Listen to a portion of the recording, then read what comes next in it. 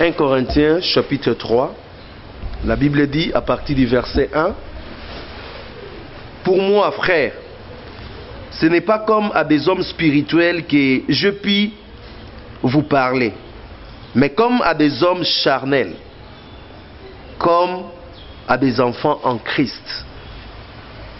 Je vous ai donné du lait, non de la nourriture solide, car vous ne pouviez pas la supporter. Et vous ne le pouvez pas même à présent, parce que vous êtes encore charnel. En effet, puisqu'il y a parmi vous des jalousies et des disputes, n'êtes-vous pas charnel et ne marchez-vous pas selon l'homme?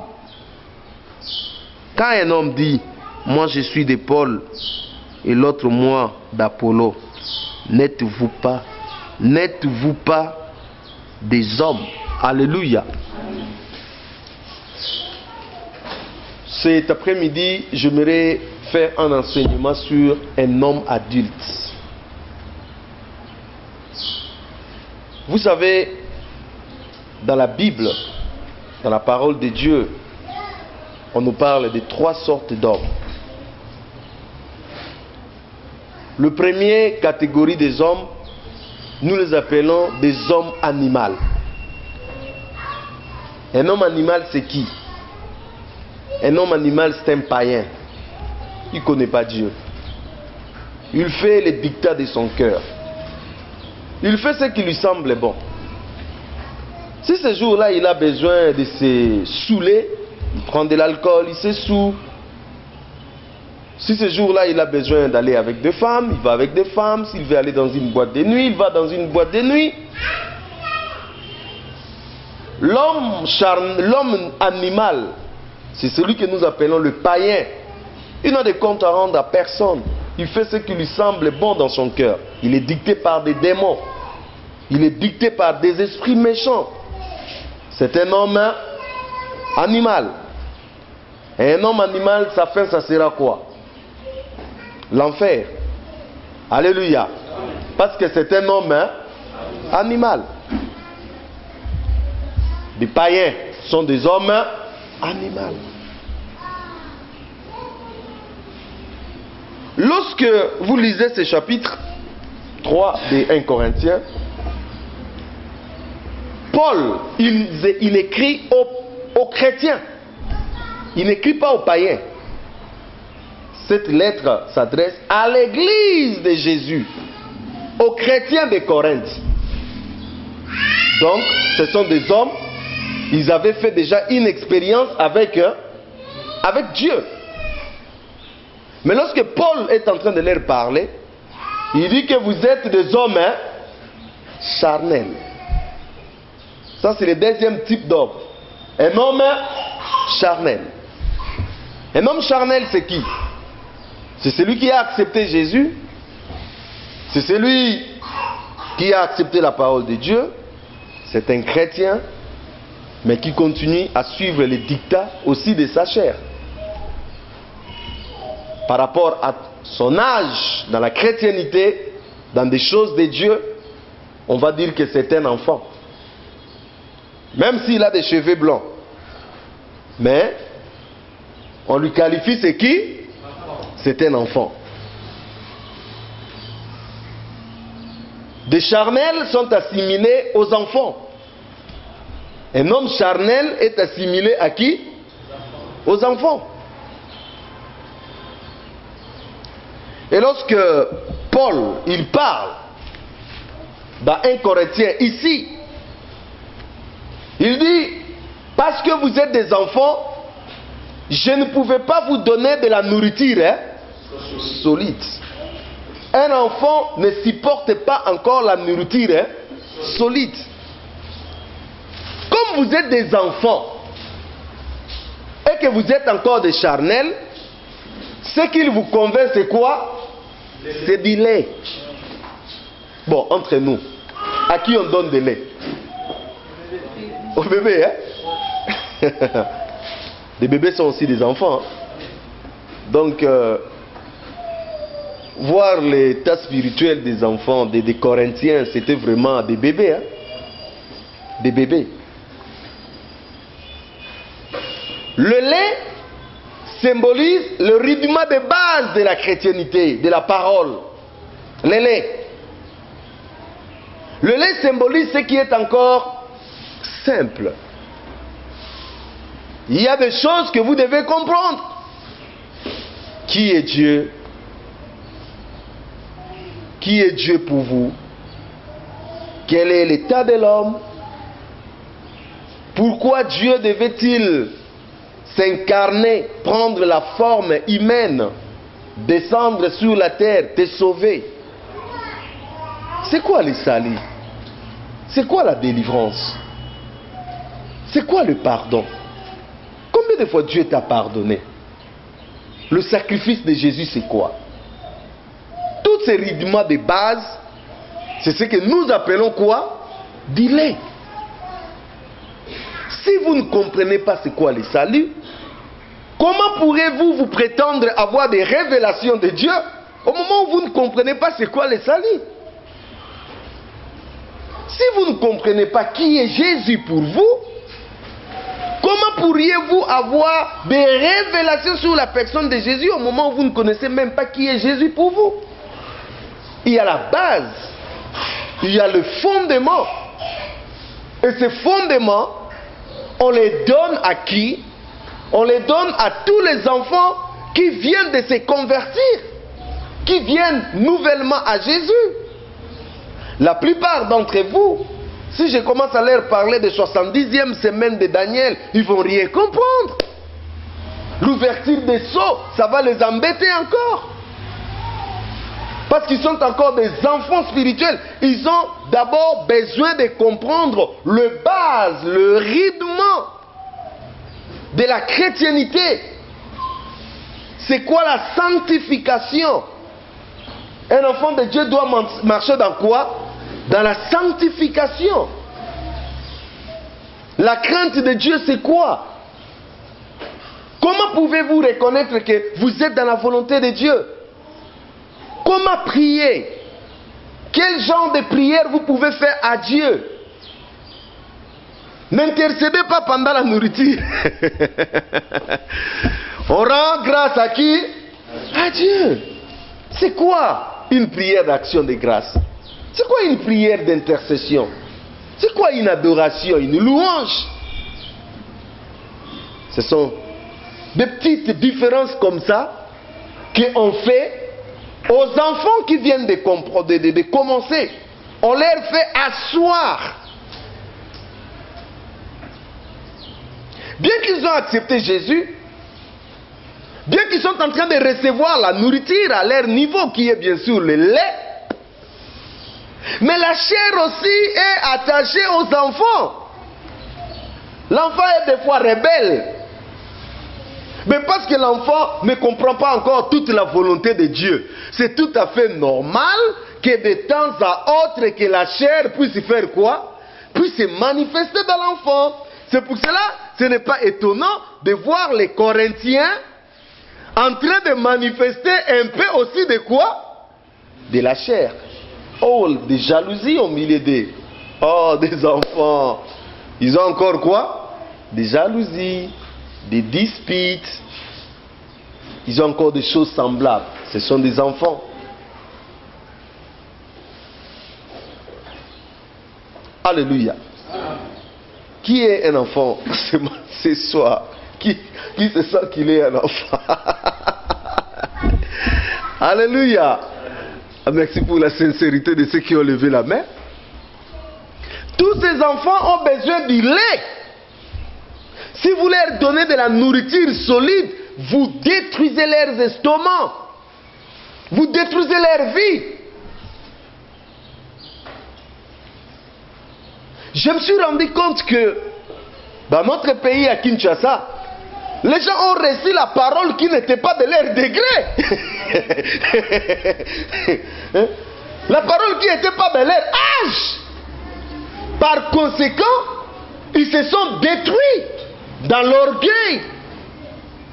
Parce que la Bible dit, la connaissance fait quoi? Offre.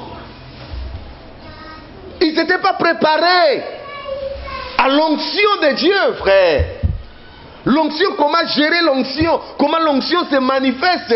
Ils n'étaient pas préparés. Du coup, ils ont commencé à prier pour le malade, à prier, et puis pas, Dieu s'est manifesté. Du coup, la veste, bishop, prophète des nations. Et après, ce sont des femmes qu'on couche avec. Ce sont des prophéties fabriquées de toutes pièces. Et voilà, un enfant où on lui fait sauter des étapes. Tu risques à la fin d'avoir un kisimbi, un nœud, avec une grosse tête, connaissant tout, mais agissant toujours comme un enfant.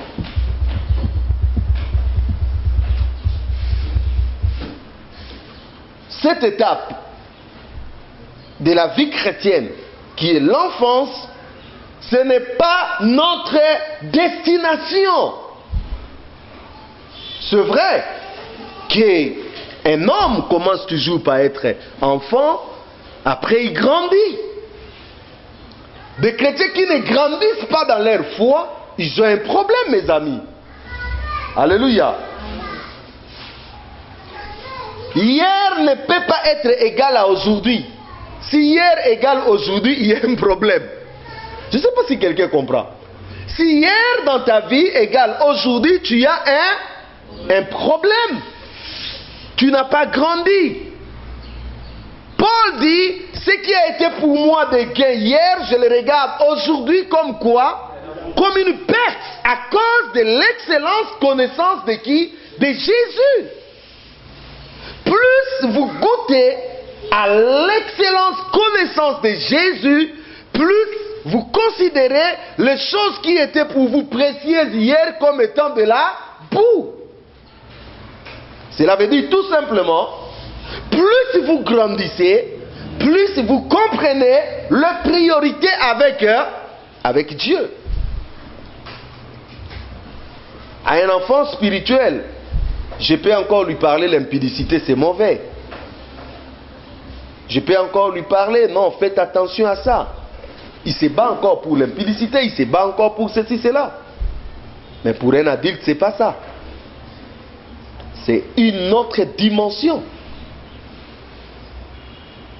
C'est que des enfants considèrent de péché. Pour un adulte dans la foi, il a déjà dépassé ça. L'impudicité, c'est plus son problème. Il est déjà hors de ses portées. Mais un enfant se bat encore avec l'impudicité. Tu vas voir, il te dit, pasteur, j'ai un problème. Qu'est-ce qu'il y a comme problème? Hier, j'ai embrassé encore une fille. Tu dis, mais tu as un problème ou quoi? Mais en tant que pasteur, tu dois comprendre que c'est encore un an. Il faut faire quoi? L'aider. L'enfant réagit de manière bizarre. Mais pour un adulte, non. Tout ça c'est déjà passé. Il a atteint une dimension, une maturité avec Dieu. Les enfants n'ont pas droit à des choses plus excellentes. Les enfants ont droit au lait, à la base. Et des fois, vous vous posez la question, mais Seigneur, pourquoi jusqu'à présent, je ne reçois pas des illuminations? Pourquoi, Seigneur? Mais commence d'abord à te poser la question. Es-tu mature pour recevoir toutes ces illuminations? Sinon, ces illuminations vont te tuer. Tu crois peut-être ça va te faire du bien, mais au contraire, ça va te tuer. Regarde un homme comme Paul, un mature. Il dit ceci. Je connais un homme qui a été ravi jusqu'au 3e siècle. Il a reçu des choses qui ne même pas permis de dire, oh, voilà un homme mature. Il a reçu, il a vu. Mais celui n'a pas été permis de dire à qui? À des hommes. Imagine-toi comme ça, une révélation, des illuminations comme ça, vous les recevez et vous donnez aux enfants. L'enfant va faire quoi? Il va parler, il va mourir. Votre âge dans la foi déterminera la connaissance, la révélation votre âge dans la foi, fera à ce que Dieu vous parle, vous donne des choses plus excellentes, des responsabilités plus excellentes, des choses plus meilleures.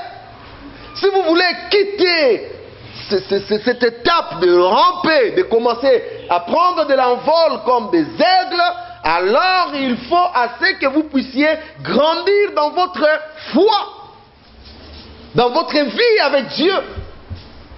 Si vous êtes encore dans des jalousies, dans des querelles, dans des disputes, dans des divisions, dans des ceci, cela veut dire on n'est pas encore une personne mature, on est encore des enfants. Et pour des hommes comme ça, il faut prêcher la repentance, il faut prêcher encore le pardon, il faut encore prêcher des choses rudimentaires, de base.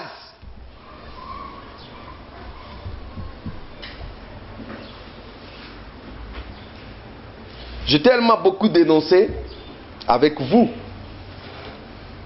J'ai tellement donné. Mais je me suis rendu compte que non. Les gens ont besoin des enseignements pour s'asseoir. Sinon, je vais les écraser avec mes révélations, mes illuminations. Le plus important est que vous puissiez avoir des bases solides. C'est pour cela on va passer maintenant beaucoup de temps dans l'enseignement pour que vous puissiez recevoir du véritable nourriture qui vous fera grandir. Sinon, vous resterez avec le langage des enfants. Tout ce que vous allez faire, ça sera que des histoires de qui? Des enfants. Une assemblée qui est composée des enfants, c'est une assemblée à problème, mes amis. Une assemblée, les gens doivent tendre à la maturité.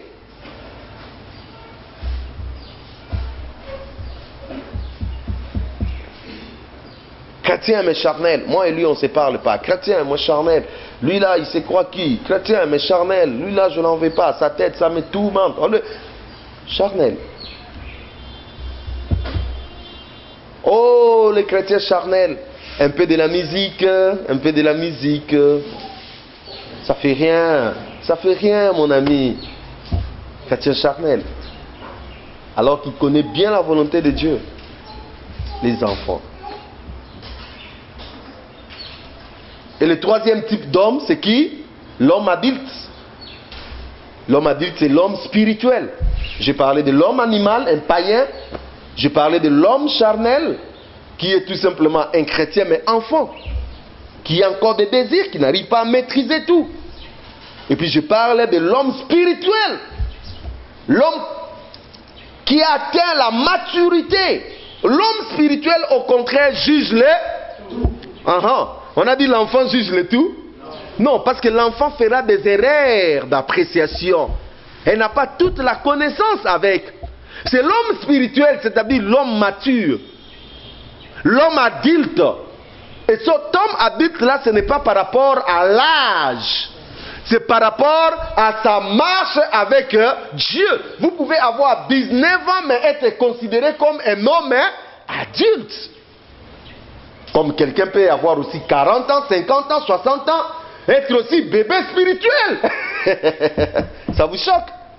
Ah ben oui, notre âge n'a rien à voir avec les choses de Dieu. Rien à voir, mes amis. Tu peux avoir 80 ans, mais tu es bébé spirituel. On doit t'ouvrir la parole de Dieu, te montrer d'abord l'ancienne alliance est où, la nouvelle alliance est où se trouve Matthieu, positionner Paul, ainsi de suite, et tout ça. Comprendre les évangiles, c'est quoi? Les actes des apôtres, c'est quoi? Et puis, les épîtres, c'est quoi? C'est important. Alléluia. Est-ce qu'on est ensemble? Amen. Écoutez lorsque Paul, ce qu'il dit dans 1 Corinthiens au chapitre 13. Le verset 11. Il dit, 1 Corinthiens chapitre 13, le verset 11, il dit, lorsque j'étais enfant, je parlais comme un... Il parlait comme un vieux, hein? Un enfant, il parle comme un... Oh, j'aime bien mon petit garçon. Mon petit garçon, il est expert dans la répétition des paroles des gens. Tu peux parler quelque chose, si lui il est là, il écoute. Mais après, il va te répéter exactement ce que toi tu as parlé.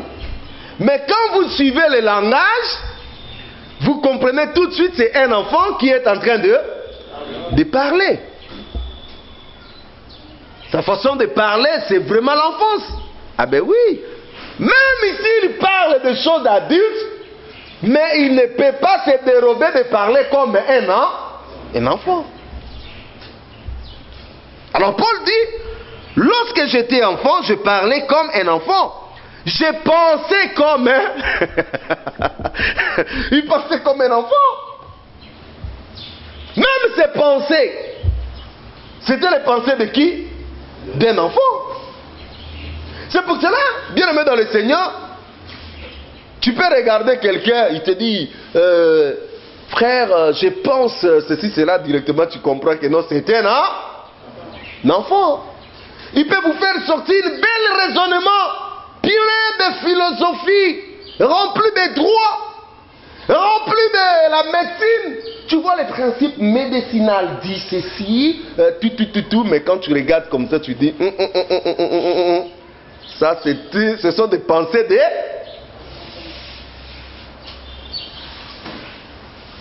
Mon frère, tu vois ce qui se passe là, machin, hein, tu vois même dans le monde physique, dans le monde actuel, une bonne allocution, bien aimé, une bonne allocution ne va pas faire de toi adulte.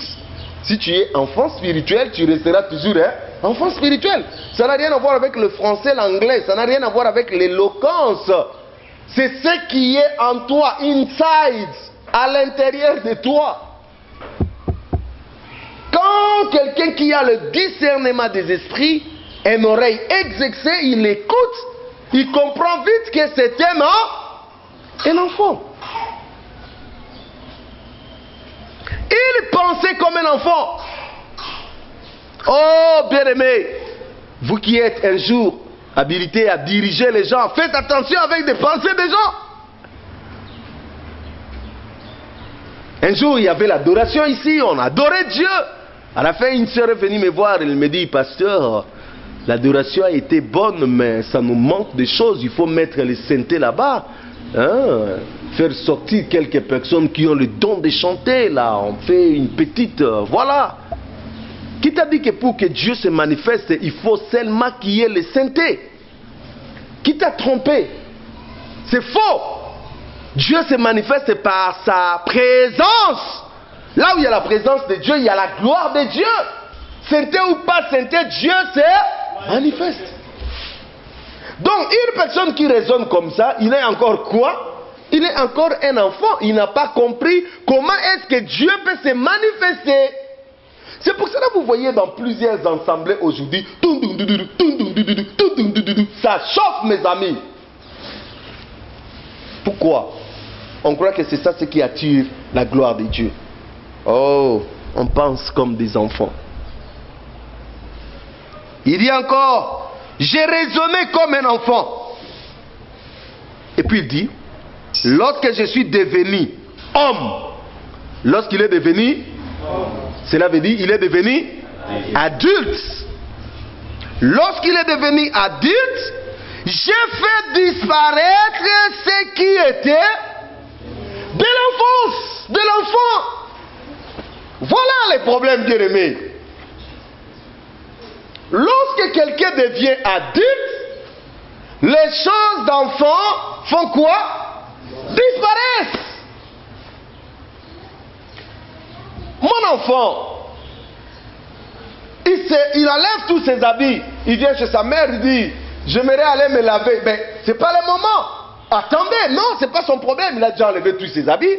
Il commence à faire quoi? À chercher là où c'est lavé. Un adulte peut faire ça? Si vous voyez un adulte faire ça, il a un problème. Donc, le fait que vous êtes devenu adulte, vous ne pouvez pas agir comme un enfant. Paul dit, c'est vrai, moi aussi j'étais un enfant. Et pendant le temps où j'étais un enfant, je parlais comme un enfant, je pensais comme un enfant, je raisonnais comme un enfant. Tous mes actes, c'était les actes d'enfance. Mais, lorsque je suis devenu adulte, lorsque je suis devenu mature, lorsque je suis devenu un homme, lorsque je suis devenu spirituel, je fais disparaître tout ce qui était quoi? De l'enfant. Est-ce qu'on peut acclamer Dieu? Dieu est merveilleux.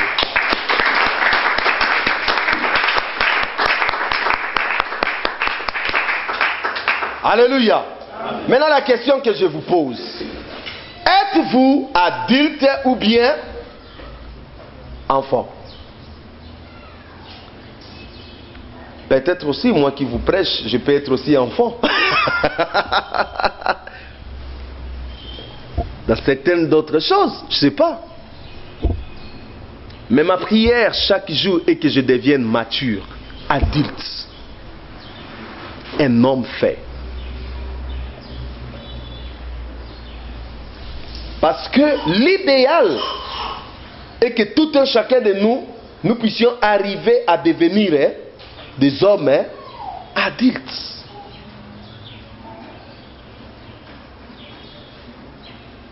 La plupart d'entre vous, si vous regardez quelques années en arrière, si on vous dit partager la parole de Dieu, vous êtes en train de trembler. Mais aujourd'hui, vous prenez quand même la parole, vous commencez à prêcher aussi aux autres.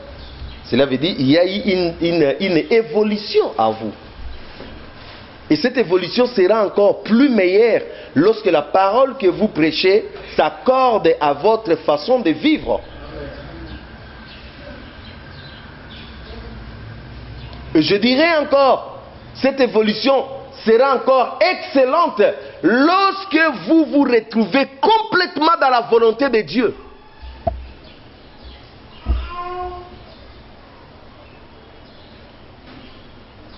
Il y a une dimension où tu peux pécher, mais si tu dis à un frère que j'ai péché, il te dira, mais ce type il a un problème dans sa tête. Je vous donne un exemple. Dieu te dit, mets-toi là, ne bouge pas, ne prends pas la parole, jusqu'à la fin de la réunion. Dieu t'a dit quoi? Mets-toi là, ne bouge pas, ne prends pas la parole, jusqu'à la fin de la... Ben, toi tu as dit non, de ce côté, moi ça ne me plaît pas. Je pars de l'autre côté. Tu as péché ou tu n'as pas péché? Parce que tu n'as pas fait là. Imagine-toi, tu parles maintenant à un chrétien enfant.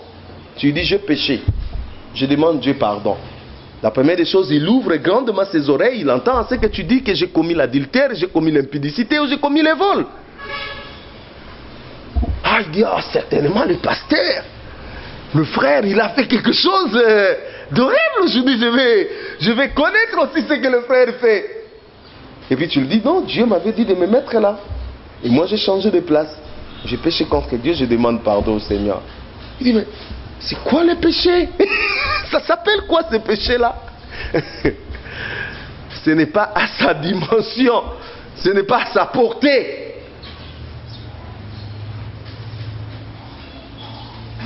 Voilà pourquoi un jour, Jésus-Christ a posé la question à Pierre. Pierre, m'aimes-tu? Pierre dit, ah oui Seigneur, je t'aime. Il dit, paye mes brebis. Il lui pose encore, Pierre, m'aimes-tu? Ah ben oui Seigneur, je t'aime. Il dit, paye mes brebis. Et puis pour la troisième fois, Pierre, m'aimes-tu? Pierre dit, oui Seigneur. Et là, il a été un peu triste parce que Jésus-Christ va lui poser une même question 3 fois. Je crois que même vous qui me suivez, si je vous posais la même question 3 fois, vous serez un peu embarrassé, n'est-ce pas vrai? Eh bien, Pierre a été embarrassé.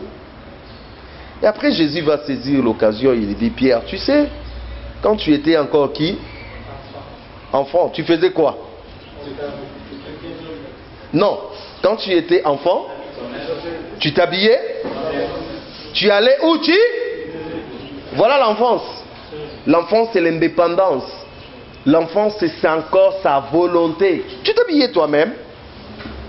Tu te saignais toi-même la ceinture. Tu allais où tu voulais. Tu regardes comme ça, il est où? Oh ben, il est déjà parti là-bas. Mais tu es parti, tu n'as même pas signalé. Oui, l'enfance. Mais il dit, quand tu seras vieux, adulte, mature, spirituel, plein, il dit, qu'est-ce qui va se passer? Quelqu'un d'autre va faire quoi? Va te conduire. Regardez, un homme spirituel, un homme adulte, il n'a plus de volonté, mes amis. Un homme adulte, il ne fait plus ce que lui il veut dans son cœur. Un homme adulte fait passer d'abord les priorités qui sont les choses de Dieu, la volonté de Dieu, et il est conduit par l'Esprit du Seigneur. Dans tout ce qu'il fait, c'est l'Esprit du Seigneur qui les conduit. Là, c'est un homme adulte. Un homme adulte, voilà, le Saint-Esprit le prend, ça lui amène. Voilà, Pierre est devenu un homme spirituel les jours de la Pentecôte. Il commence à parler. Le Seigneur lui présente des nappes. Il dit, Seigneur, ça je ne mange pas. Il dit, tu le manges. Tu vas aller prêcher les nations. Mais les Juifs vont dire quoi? Tu vas aller prêcher les nations. Lui là, il se présente chez Corneille. La parole de Dieu est tombée, le Saint-Esprit est tombé. Vous voyez comment le Saint-Esprit commence à les guider? Le Saint-Esprit les tient par la main, il commence à les guider. Si nous sommes des hommes adultes, si nous sommes des hommes matures, si nous sommes des hommes spirituels, alors nous devons nous laisser conduire par l'Esprit. La volonté de Dieu en nous doit se manifester et doit être parfaite.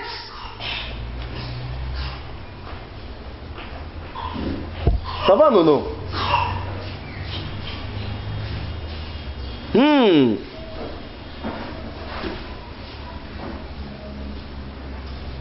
Des hommes.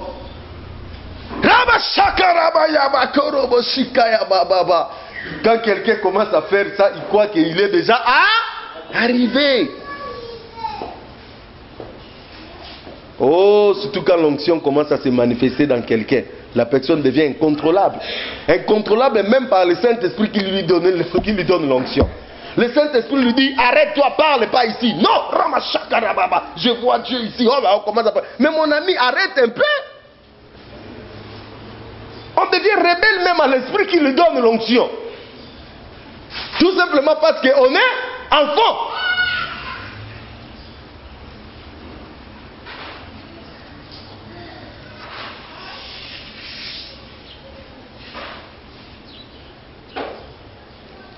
Un jour, c'était à peu près 14 ans, je dirais 14 ans passés en arrière, on avait une grande réunion de la jeunesse. On a invité les gens, nous étions dans la prière, dans la retraite, gênant, prier. On aimait bien chasser les démons. Oh mon ami, j'aimais bien chasser les démons moi. Si on vient dans une réunion, les démons ne sont pas chassés, on n'est pas heureux. Il faut qu'il y ait des démons chassés, il faut qu'il y ait les désordres. Là, on est content, on dit vraiment que Dieu était là.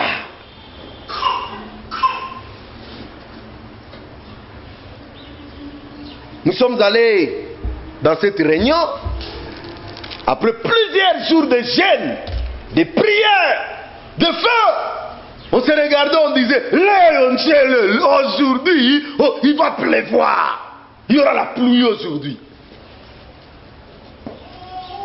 On a responsabilisé un frère, celui qui devait prêcher la parole.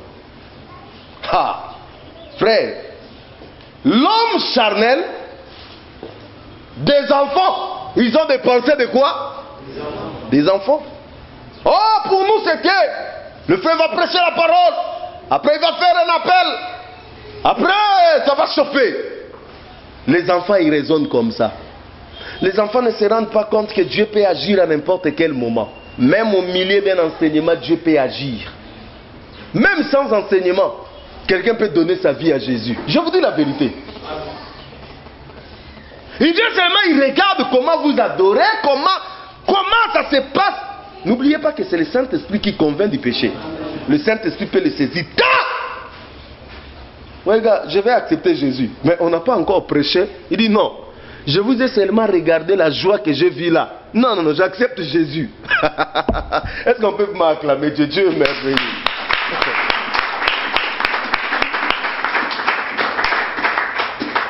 Alléluia. Amen. Et le frère a prêché, frère. Et quand on était jeunes, c'était la fougue.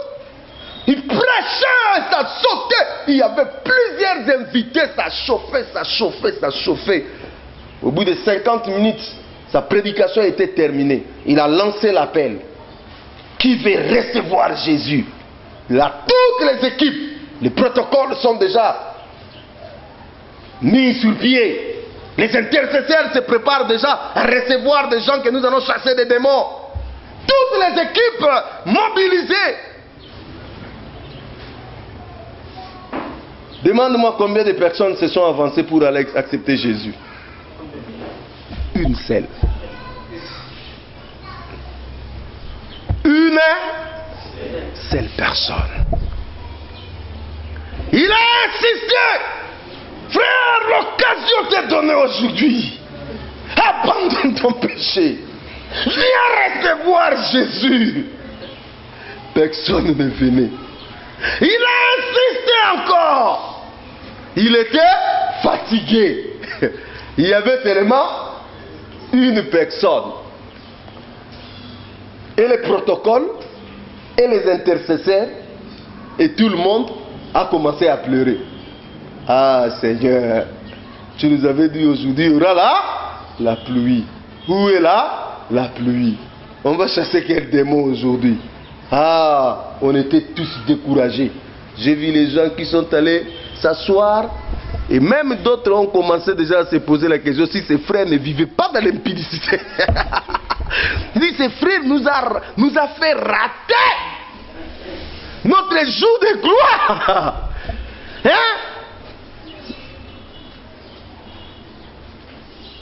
Et un frère est allé de nouveau. Il a dit au frère, frère, tu as fait ta part, repose-toi. Le frère est retourné s'asseoir. Triste, choqué de ce qu'une seule personne avait accepté Jésus. L'autre frère est venu, comme on était encore entre guillemets dans la religion, pour que quelqu'un accepte Jésus. Seigneur Jésus, Seigneur Jésus. Mais avant qu'il commence, lui aussi il va faire encore un appel. Mes frères, peut-être que tu n'as pas compris. Ce qui se passe aujourd'hui est précieux pour toi. Jésus t'étend la main. Tu ne veux pas saisir la main. Il a fait encore son appel. Personne n'est venu. Personne. Bon. Seigneur Jésus, je t'accepte dans mon cœur, je t'accepte dans mon cœur. Il a fait sa prière là et puis l'histoire est terminée. Et pendant ce temps, le Seigneur me dit, prends le micro, tu vas témoigner ce que je fais dans ta vie. Je bénis Dieu parce qu'on était une équipe formidable.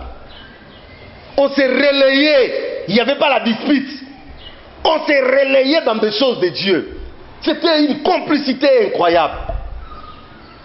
Et là, je viens, je dis aux frères, donnez, j'ai quelque chose à partager.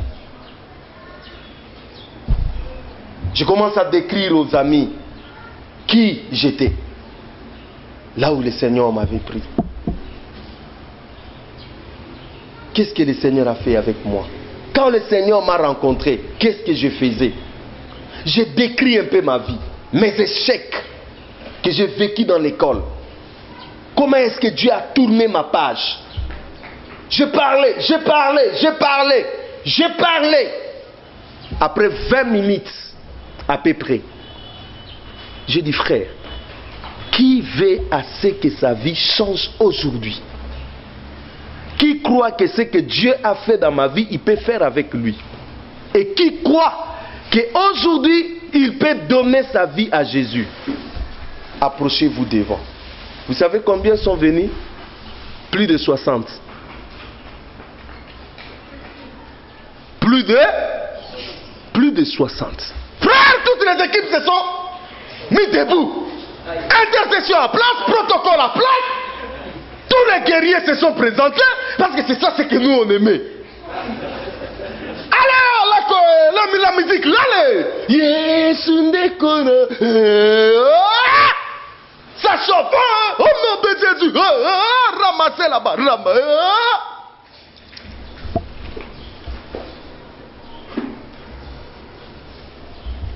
Pourquoi? Parce qu'en tant que des enfants, on a des schémas. Mais un adulte n'a pas de schéma. Son schéma, c'est Dieu.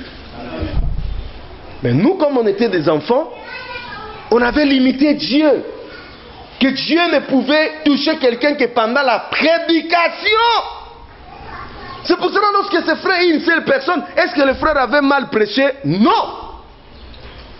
Mais le Saint-Esprit avait prévu à ce que des choses se présentent comme ça. J'avais plus d'onction que le frère? Non. Mais devons-nous d'abord poser la question, est-ce que vraiment c'était la volonté de Dieu de prêcher ces jours-là? C'est ça. C'est ça. L'erreur de l'enfance, c'est que nous pensons selon nous. Oh, nous devons faire l'attention parce que la Bible dit quelque part, vos pensées ne sont pas mes pensées. Des fois, nous ramenons les pensées de la cité, nous les ramenons à Dieu.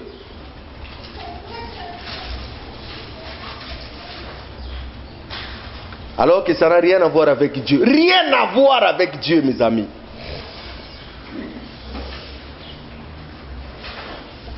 Quand je suis devenu un homme adulte, je fais disparaître tout ce qui était quoi? De l'enfance. Éphésiens chapitre 4. L'idéal, l'objectif, c'est que Dieu attend de nous tous. La finalité, le pourquoi même des ministères que nous avons au milieu de nous, des apôtres, des prophètes, des docteurs, des pasteurs, des évangélistes. Pourquoi? La Bible dit, chapitre 4, au verset 11. Et il a donné les uns comme apôtres, les autres comme prophètes, les autres comme évangélistes, les autres comme pasteurs et docteurs. Pour le perfectionnement de qui? En vue de l'œuvre du et de l'édification du corps de. Il continue, il dit, jusqu'à ce que nous soyons parvenus à l'unité de la foi et de la connaissance du Fils de Dieu à l'état d'homme. Cela veut dire quoi? À l'état mature, à l'état adulte.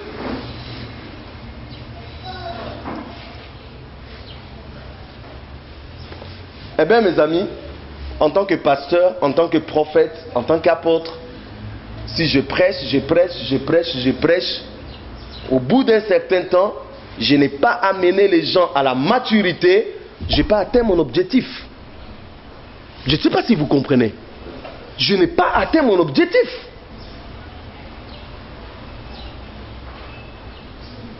Et vous, après tous les enseignements que vous recevez, si vous restez toujours des bébés spirituels, des enfants, alors vous êtes passé à côté. Vous avez aussi des problèmes. Dieu, quand il vient, Jésus quand il viendra, il veut trouver des hommes matures, des chrétiens adultes.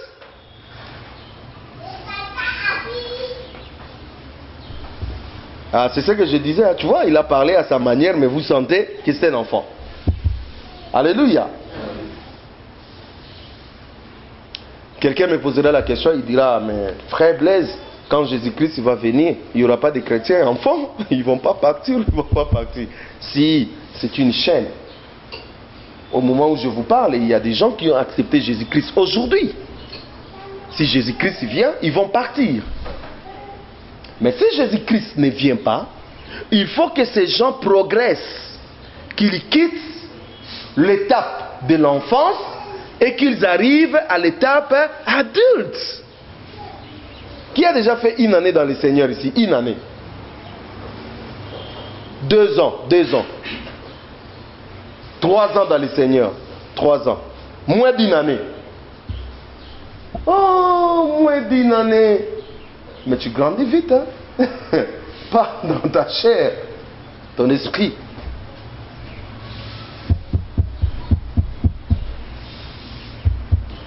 Cinq ans après, si vous êtes toujours incapable de comprendre la volonté de Dieu, il y a un problème.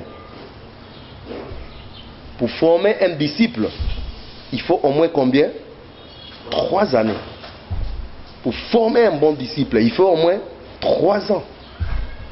Et lorsque ce disciple est bien formé, il doit être comme son maître. Parce qu'un disciple accompli sera comme son maître. Cela veut dire, vous atteignez aussi une maturité qui vous permettra de prendre aussi en charge d'autres disciples. Parce que Paul dit, ce que je t'ai enseigné, il faut que toi aussi tu sois capable de les enseigner à d'autres personnes et que ces autres personnes qui seront formées soient aussi capables de les enseigner à d'autres personnes. C'est comme ça que nous gardons le fondement, les enseignements. C'est comme ça que nous gardons des choses de Dieu de génération en génération. Parce qu'il y a des gens qui ont reçu, ils ont transmis à d'autres, et d'autres là ont reçu, ils ont été des hommes faits, ils ont transmis à d'autres, et ainsi de suite. Alors posez-nous la question. Avons-nous réussi et qu'est-ce que nous avons à transmettre aux autres? C'est ça la grosse question. Avons-nous réussi et qu'est-ce que nous avons à transmettre aux autres?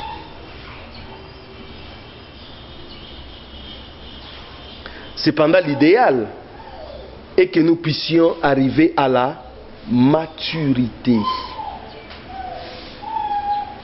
C'est cette maturité qui fera honneur à Dieu. J'aimerais lire peut-être un dernier verset avec vous. Ce sont des enseignements, on ne va pas courir avec ça, on va aller doucement, doucement. Dans Hébreux, au chapitre 11. Hébreux chapitre 11, on nous parle, on nous cite un exemple d'une personne qui avait atteint quand même une certaine maturité.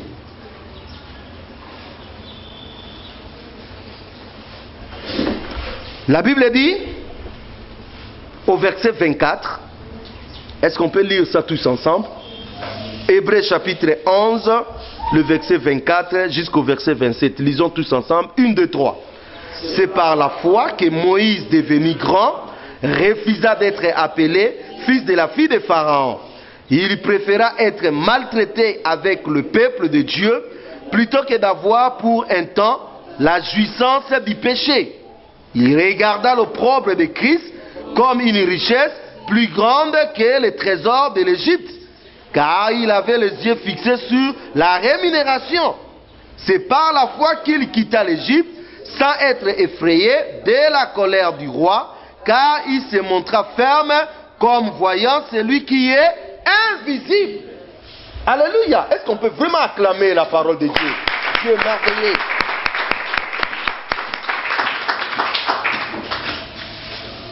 Vous connaissez tous l'histoire de Moïse. Moïse est né en Égypte. Et pendant ce temps, les enfants d'Israël qui montaient en puissance, Satan va inspirer le cœur de Pharaon pour tuer tout le mal égyptien. Et la mère de Moïse, ne voulant pas perdre Moïse, il va le mettre dans un panier, il l'envoie dans le Nil. Dieu fait grâce, Moïse sera récupéré par la fille de Pharaon. Oh, beau est cet enfant, la fille de Pharaon, alors que son père a donné la loi que tous les enfants mâles soient tués, mais un enfant hébreu mâle est entré dans la maison de Pharaon. C'est pour cela, bien-aimé, n'ayez pas peur des lois que les hommes font, n'ayez pas peur des conférences que les hommes font, des complots que les gens peuvent faire contre vous. Parce qu'ils vont faire leur complot, mais c'est seulement la volonté de Dieu qui s'accomplira dans votre vie. Amen. Moïse, recueilli enfant, il a grandi dans le palais royal comme étant le fils de la fille de Pharaon. En gros, Moïse était un prince. Oh, bien-aimé, pouvons-nous un peu imaginer les honneurs qui est dit à un prince? J'ai regardé un film, Un prince à New York. J'ai vu quand même les honneurs qu'on fait au prince. Dès le réveil, le prince se réveille. Tout le monde se mobilise. Le prince se réveille. Et c'est comme ça que ça se passe dans les royautés. Le roi, le prince se mobilise. Il y a des services attachés à eux. Prince, qu'est-ce que tu vas manger? Qu'est-ce que tu veux? Ta journée est déjà bien tracée. Est-ce que tu approuves? Non, ça je ne vais pas, ça je ne vais pas. Je veux que ça soit ça, ça, ça. Les équipes de sécurité, là où le prince va partir. Et c'est comme ça il était Moïse. Moïse s'est promené avec de belles chars. Moïse s'est promené avec des richesses incroyables, bien vêtus. Et quand il passait, tout le monde était obligé de s'incliner pour faire sa loyauté à son Altesse le prince égyptien. Oh, vis éternellement, prince Moïse. Oh, Moïse. Moïse, sauve-nous, Moïse, sauve-nous. Écartez-vous, le prince Moïse va entrer. Et là, le prince Moïse dans des chars. Je suis un prince héritier. Le prince Moïse avance. Le porte s'ouvre. Et quand il descend, tout le monde s'incline. Oh, son Altesse, son Altesse.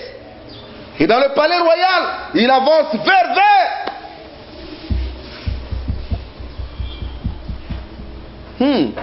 Quelle gloire. Bien nombre d'entre nous n'ont pas encore goûté à la gloire. Je vais vous dire, bien aimé, la gloire c'est terrible. C'est pour cela que Dieu ne partage pas sa gloire avec quelqu'un. Il dit, il est jaloux de sa gloire. Je ne partage pas ma gloire avec, parce que lui seul mérite quoi? La gloire. Vous avez vu ceux qui ont goûté un peu à la gloire? Est-ce qu'ils se sont maintenus dans la foi? Non, ils se sont égarés. La gloire pèse. Je connaissais quelqu'un disait, il y a des gens qui ne peuvent pas supporter même le poids des billets de banque. Vous pouvez avoir un seul billet de $100, un seul billet, tu peux mettre ça dans ta poche. Mais ce billet de $100 pèse énormément. Il y a des gens, quand tu as ce billet de $100, il devient tellement... Comme un jour je parlais à un garçon, il m'a dit, pasteur, il faut prier pour moi, chasser-moi tous mes démons. Parce que moi, si j'ai seulement $100, toutes les filles libres et les prostituées sont à moi. 100. Imaginez-vous, vous avez une belle voiture, une grosse cylindrie. Vous logez dans une villa. Vous avez des vêtements bien griffés, des marques. Demande un peu à ceux qui ont goûté à ça. Il voit que tout le monde est petit. Lui seul, il est quoi? Grand. Il vous voit petit. C'est ça la gloire. Et Moïse a goûté à une gloire comme ça. Lorsqu'il y a des rassemblements, lorsqu'il y a des manifestations, Moïse était peut-être le tout parmi les derniers à entrer. Les officiels doivent être là, le ministre, le machin, le directeur, le machin, tout le monde là. Et maintenant, nous allons accueillir la famille royale. Prince tel. Là, Moïse est en train d'avancer. Oh, bien aimé, la gloire, ça goûte. Moïse est en train d'avancer. Là, tous les princes se mettent. Et maintenant, Sa Majesté, le roi, le pharaon de l'Égypte fait entrer. Le pharaon entre.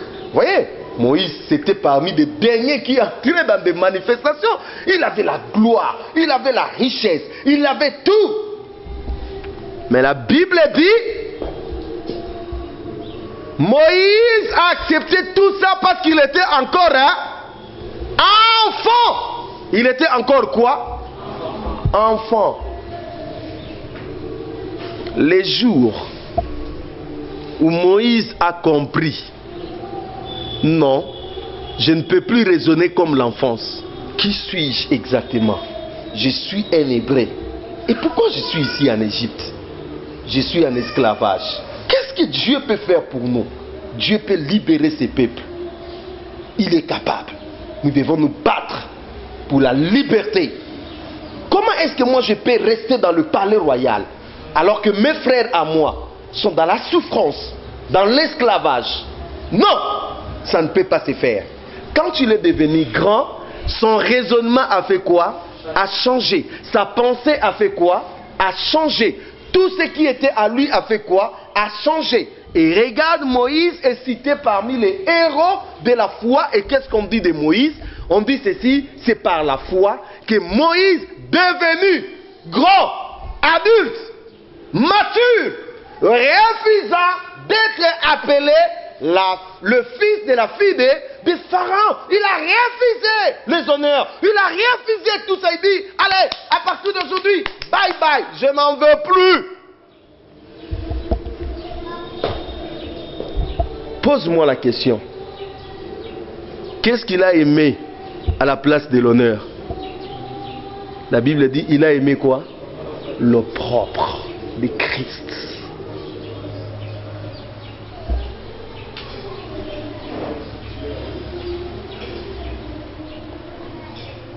Voilà pourquoi vous voyez des gens qui gagnaient de l'argent de façon malhonnête, avec de l'argent sale, dans l'impudicité, dans le blanchissement d'argent, dans des escroqueries, dans des histoires mauvaises.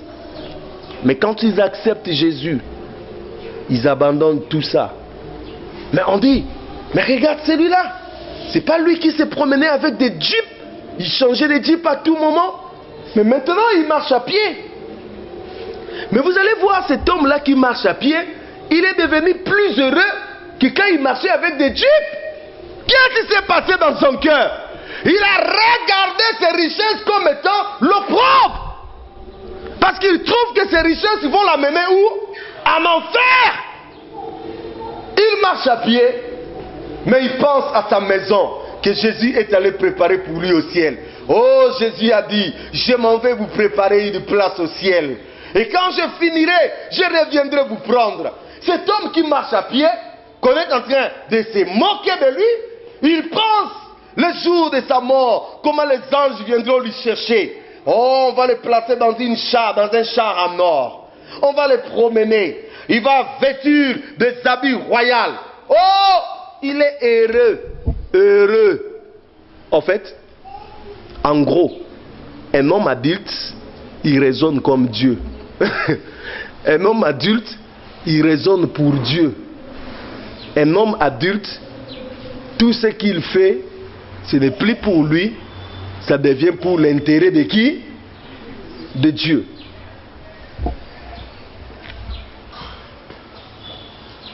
Imaginez-vous, vous êtes marié. Vous dites à votre femme, chérie, j'aime quand tu fais les cheveux. Tu laisses tes cheveux comme ça. J'aime ça. J'aime quand tu mets cette jupe de cette façon. Et puis ta chérie te dit, oui, c'est bien, c'est bien. Et puis demain, il fait les cheveux, le contraire, l'opposé de ce que toi tu lui avais dit. Seras-tu heureux? Mais vous êtes bien dans le mariage. Mais vous n'êtes plus heureux. Pourquoi? Parce que il ne fait pas ce que toi tu veux. Maintenant vous allez poser la question à la fille. Mais maman, ton mari aime quand même des cheveux qui tombent comme ça. Pourquoi tu ne fais pas? Non, moi je n'aime pas ça. Moi je n'aime pas. Moi j'aime faire ma queue. Mon, comment on appelle ça? Chignon.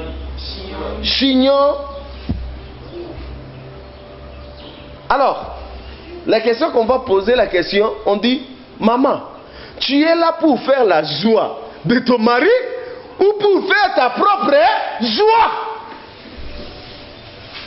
Tu es là pour faire la joie de ton mari ou tu es là pour faire ta propre joie? C'est comme ça des chrétiens sont. Des chrétiens enfants, ils font encore leur propre joie. Pas la joie de Dieu. Ils s'en foutent de ce que Dieu peut penser. Mais des chrétiens matures, c'est ce genre de femmes. Quand le mari dit, je mérite ça, aussitôt le mari termine, la femme s'exécute. Qui sait que nous sommes épouses de Christ? Devons-nous être rebelles? Devons-nous faire la volonté de Dieu? Alors, qu'est-ce que notre époux nous dit dans les secrets? Qu'est-ce qu'il nous reproche dans notre comportement, dans notre façon de faire des choses? C'est ça, c'est que nous tous, nous sommes habilités à faire quoi? À faire. L'objectif est que nous puissions arriver, chrétiens comment? Matures, adultes.